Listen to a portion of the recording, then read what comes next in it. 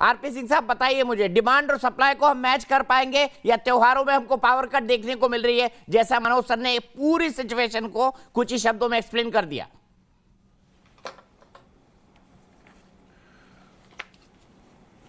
नहीं, मनोज जी ने बहुत अच्छे ढंग से सिचुएशन को एक्सप्लेन किया, पर कुछ बिंदु हैं जो मिसिंग लिंक्स हैं, मैं पहले उनको फिलिंग कर देता हूं और मैं उनको चैलेंज नहीं कर, पर मेरे पास कुछ डेटा है। मैं मानता हूं इम्पोर्टेड कोल 30% कम हुआ, पर हिंदुस्तान का जो कोल है वो 24% हमारा प्रोडक्शन में बढ़ा है, तो उसको वो आत्मनिर्भर भारत के अंतर्गत बढ़ा भी है। और आप ये भी समझते हैं कि जब हम इम्पोर्ट करते हैं तो उसके कारण से हमारा डॉलर का व्यय भी होता है, परंतु ओवरऑल भी कोल का प्रोडक्शन हर साल लगभग बढ़ा है। और ये नहीं, मतलब हमारे काल में नहीं, यूपीए काल में भी 532 से लेकर वो लगभग 609 तक गया, और अभी वो लगभग 730 मिलियन टन तक गया, और उसके बाद 700 अभी ये इस पिछले पीरियड में कोरोना काल में थोड़ा कम हुआ, क्योंकि कोरोना काल में प्रोडक्शन भी कम थी, थोड़ा कंजम्पशन भी कम थी, सबको जानकारी कंजम्पशन कम थी, परंतु कोल में बिजली के लिए कोयले की कमी नहीं है। तो अभी आपके सामने मंत्री जी ने बोला कि जितनी जरूरत है उससे ज़्यादा कोला हमारे पास है। कल ही के दिन लगभग 2 मिलियन टन कोला प्रोड्यूस किया गया, जबकि 2.5 मिलियन टन, जबकि रिक्वायरमेंट थी 2 मिलियन टन की। हाँ, 2 लाख टन की से कहते, परंतु मैं ये मानता हूँ कि एक साइकिल में गड़बड़ थोड़ी हुई कि जो 17 दिन का स्टॉक रहता था वो कम होकर 4.5 दिन हुआ, परंतु पिछले दिनों में जब से ये हल्ला शुरू हुआ है वो स्टॉक भी बढ़ना शुरू हुआ। मेरी जानकारी जो आई वो 5 दिन का हो गया, और आस्ते आस्ते बढ़ते बढ़ते वो बढ़कर वापस से 15-16 दिन का आएगा। परंतु ये हर साल होता है, इस बार उन्होंने ठीक कहा मनोज जी ने कि बिजली की, क्योंकि बारिश ज़्यादा हुई इस कारण से कोल की प्रोडक्शन में दिक्कत हुई, बारिश थोड़ी लंबी चली, ज़्यादा मतलब थोड़ी लंबी चली, उस कारण से कोल की प्रोडक्शन में दिक्कत हुई, और उस कारण से एक साइकिल जो स्टॉक साइकिल उसमें कमी है, परंतु कोल के अंदर कोयले की कमी नहीं है। ये केजरीवाल साहब, उनको कोई प्रवक्ता बैठे नहीं तो मैं बताता, हर बार ये कुछ ना कोई एक बड़ा हुआ खड़ा कर फिर उसमें नाटक करना, नौटंकी करना उनका स्टाइल है। ऑक्सीजन को लेकर इसी प्रकार से उन्होंने हल्ला किया था, कहा था ऑक्सीजन की कमी हो गई, जब ऑडिट की बात हुई बोले हमारे पास ऑक्सीजन सरप्लस है, कृपा करके ले जाइए। तो इसलिए मैं आपके जो लोग हैं, जो व्यूअर्स हैं, उनको श्योर करता हूँ कि कोयले की कोई दिक्कत नहीं, देश में बिजली का कोई संकट नहीं, आपको जितनी बिजली अभी मिल रही है उससे ज़्यादा बिजली मिल सकती है और मिलेगी आपको, उसके कारण से आप चिंतित मत रहिए। केंद्र सरकार पूरी तरह अवगत है, ये सिर्फ कोल की स्टोरेज में कमी है। वो भी आपकी जानकारी और जोड़ दूं, जनवरी से लेकर जुलाई तक लगातार केंद्र सरकार ने चिट्ठियां लिखी राज्य सरकारों को कि थोड़ा अपना कोल सप्लाई, कोल स्टॉकिंग बढ़ाइए, और उसमें भी उनको कोई पैसा नहीं खर्चना पड़ता, वो सबका सब उधार ही मिलता है। तो अगर वो उधार पे अपना कोल स्टॉक बढ़ा लेती तो थोड़ा ये दिक्कत कम आती, परंतु चलिए वो हो गया। मैं ये बात अश्योर कर रहा हूँ कि जो 4.5 से अब कोई 5.5 दिन हुआ है, और ये बढ़ते बढ़ते 15-16 दिन हो जाएगा स्टॉक का, और जो थोड़ा सा संशय मन में कहीं किसी के दिमाग में हो वो दूर हो जाएगा उससे। ठीक है, अभय दुबे जी के पास चलता हूं। अभय दुबे जी, अगर ये सिचुएशन है कि धीरे धीरे कोयले का स्टॉक, जो थर्मल पावर स्टेशन है जहां हमारी 70% बिजली का उत्पादन होता है, वहां पर अगर बढ़ रहा है तो राज्यों ने पैनिक बटन क्यों दबाया, जिसमें कांग्रेस के भी राज्य है, बताइए।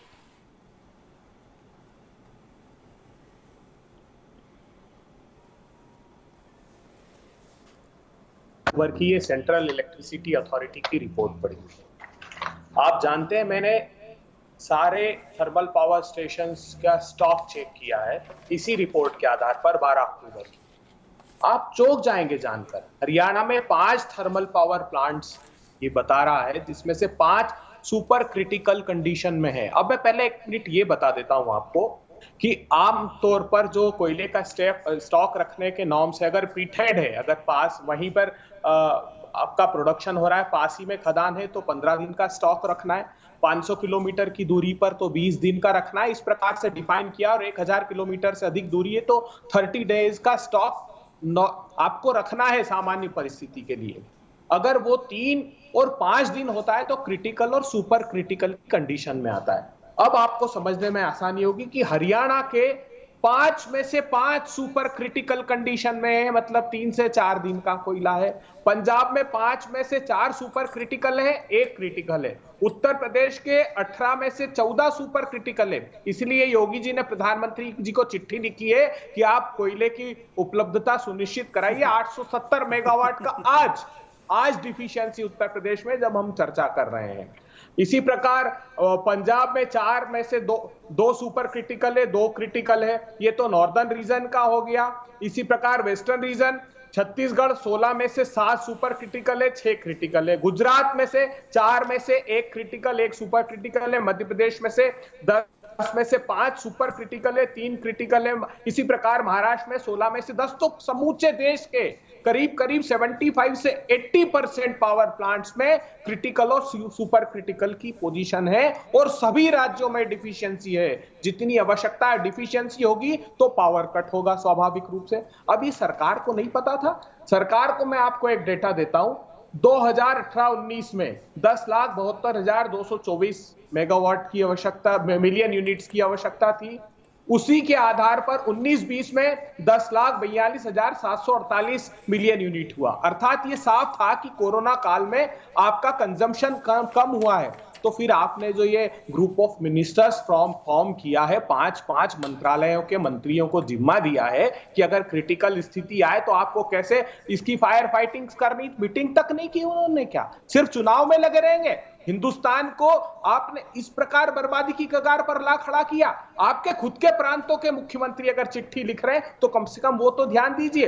अब मैं बता देता हूं, डोमेस्टिक प्रोजेक्शन जो है वो 2018-19 में 268 मिलियन टन था, और हम जो प्रोवाइड करा रहे थे, डिमांड थी 968 मिलियन टन की, प्रोवाइड करा रहे थे 733। उसके चलते चलते 20 तक अगर आ जाएंगे आप तो 200 मिलियन टन की डिफिशियंसी थी, अर्थात आपको इंपोर्ट कराना पड़ रहा था। तो साहब सोए हुए थे क्या? और आप ही के मध्य प्रदेश प्रांत के जो एमडी हैं जनरेशन कंपनी के, आज उनका स्टेटमेंट एक अखबार में आया है, सरदार साहब का।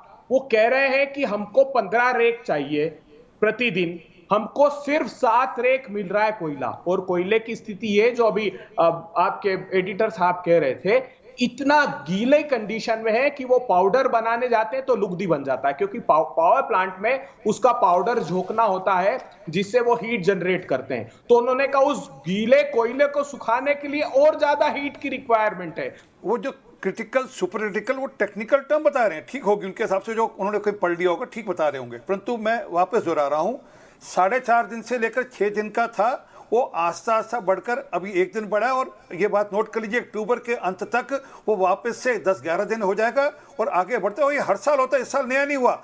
ये साल ये नहीं क्योंकि नई स्थिति होगी, और उसमें भी स्थिति ये है कि उसके कारण से शॉर्टेज नहीं है। 4.5 दिन का से 5.5 दिन, और पीछे की सप्लाई पूरी वापस से वैसे की वैसे ही है।